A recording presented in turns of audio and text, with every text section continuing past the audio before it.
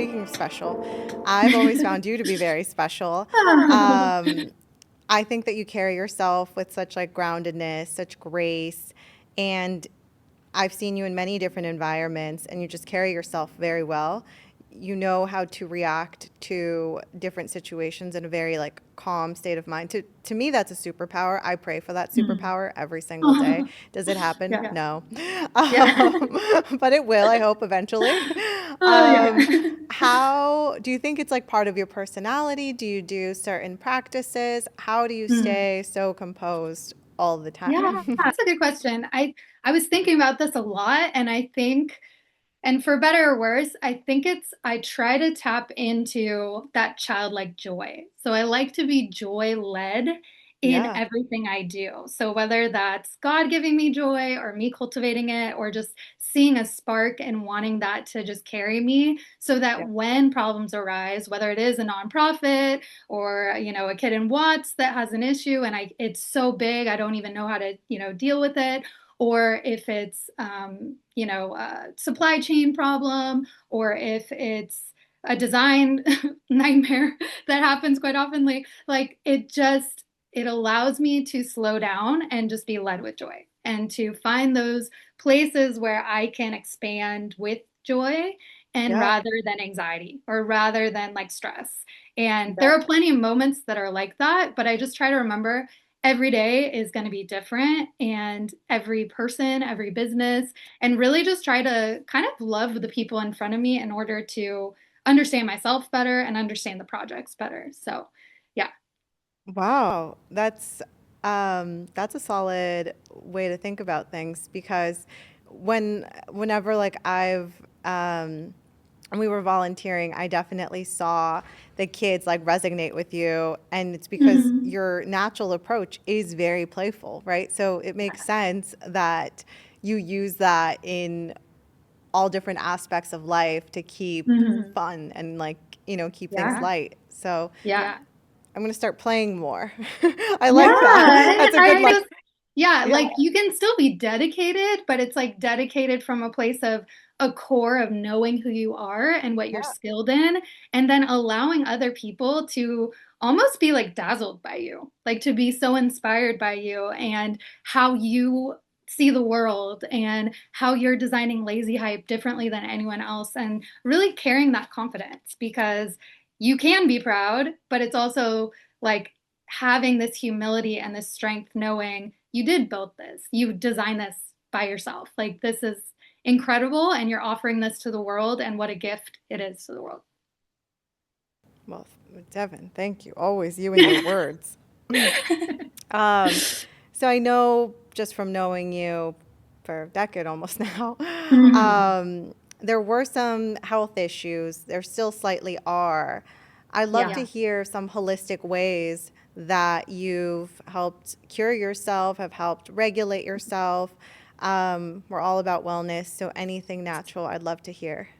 Yeah, it has been a decade of just exploring every option. I went to health specialists and functional medicine doctors and just trying to understand the landscape of illness because I still have an unknown illness. I don't know what it is, but in that I get to be so present and aware of everything from like my limitations to also getting to dream outside the box and getting to think outside of an identity of illness and really just seeing it almost like an adventure of I don't know, like if I have a headache today, that's not great, but what how can I adapt and how can I change my perception of my pain in order to point it to a greater purpose, which is really hard and it takes a lot of time and a lot of tears, like being really honest, but it's like living with an unknown illness, and it could be a spider that bit me, or it could be something so random, or I drank water in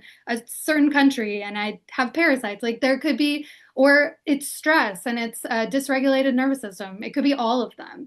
So it's like figuring out how to, I keep saying this, but like own your story and know that just because it happened to you doesn't mean it has to be you. You can be outside of your illness. So for wellness, there's so much I can say, but for example, I have migraines. I've had migraines since I was 7, which is Wow. really uncommon.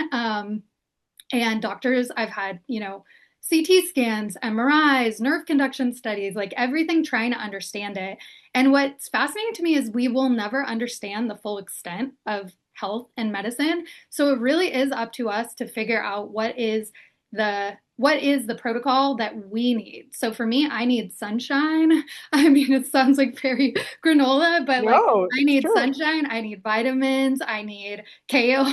Like I need these things because I'm nourishing my body in a way that is setting me up for success. So there's so many things I've gotten rid of gluten, but for some people, they need gluten in their bodies. But for Yeah. me, it was like causing inflammation. So I got rid of that. Like I'm a vegetarian, certain things that I say that it's like listening to your body, your personal body, and asking like, what do you need? And what do I need in this moment? What do I need in this week, this month?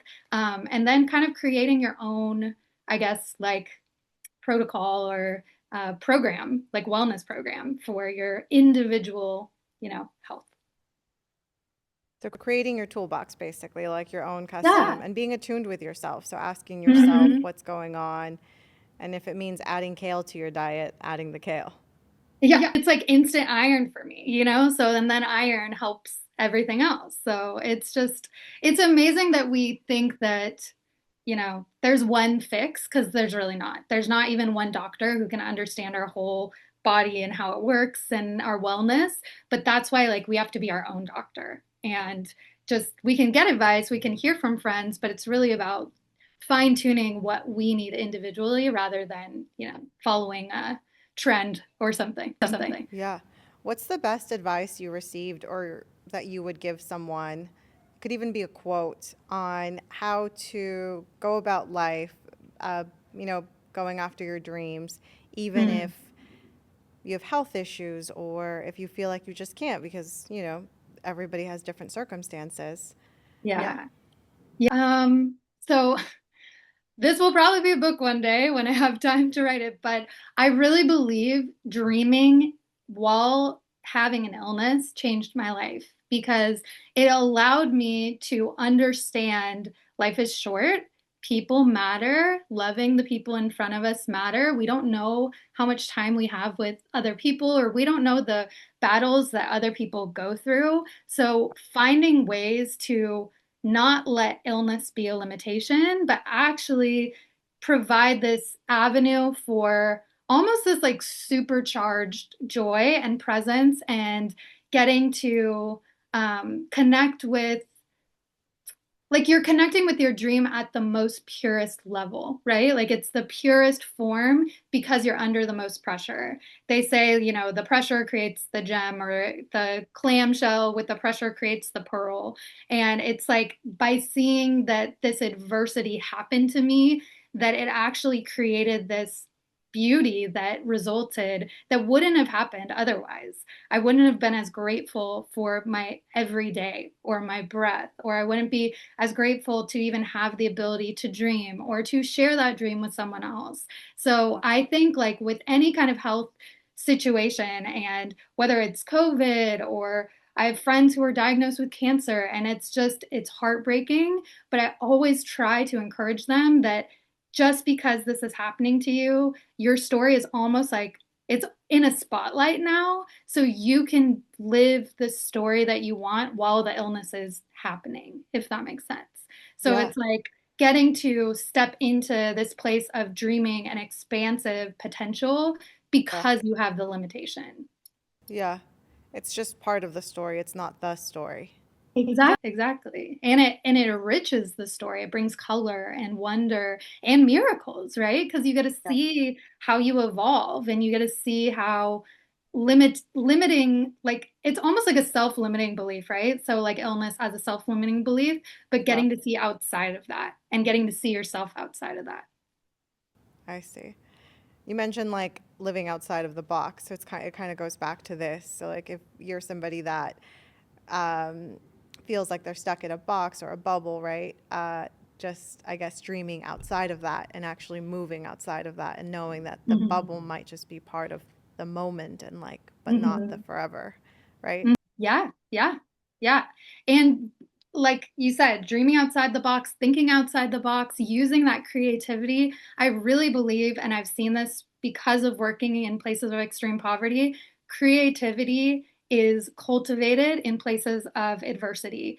And it allows you to be more imaginative. It allows you, it almost gives agency to being more creative, more in the moment, and adapting to the needs around you in this way that you then create this current of creativity that changes your community and changes the world. I mean, we've seen it in Watts with these kids who are, they've grown up in places of extreme poverty, of cities with, hardship, but these kids are filled with light, they're filled with joy, and they're able to expand themselves outside of their city, even while they are in their city. And then Yeah. you see that after they, go to college or they have these dreams that then they embark on, it's been like through the fire. So then now they are like, they become the fire to go ignite the world. And it's Yeah. just the most beautiful thing to witness. No, it's true. Um, yeah, like seeing them from a very little age to like who they're becoming is really cool. And to know that you're a part of that journey also has been Yeah. fantastic. But Yeah. what's next for Devon? That's a good question. I'm in a dreaming stage myself. I feel like sometimes I've been a designer for over 15 years and I love it, but I love that design can create um, different mediums and different evolutions of ourselves. And so even working with Liz, I've gotten to work with Liz many times and it's just a joy. And yeah, I'm really trying to see what's the new story and spend some time to just pray about it, think about it, journal about it, and ask myself, like, what is the story I want to tell with my life? And what is the story, especially with just the current situation of what's going on in the world? How does my story actually impact other people? And how can I love people better? How can I love my neighbor better? How can I listen to stories? Because that's always been a part of kind of my journey. So I think it's going into more of a documentaries and filming and directing and just getting to listen to stories and then allow other people's stories to be told because I love connecting with people. And I think as much as I love design and that form of art, I really believe media is I mean, even this podcast, right? It's the new voice for society and reaching people globally and locally. So, Yeah. so yeah, I don't know what's next, but I'm excited to find Yeah, out. that sounds like a potential really cool pivot. Well, not potential, it will happen. Let's manifest it now. Um, and where can people find you? So artisanglobal.org is our organization's nonprofit website, and I'm on Instagram. It's my name and then my middle name, Devon __ Claire.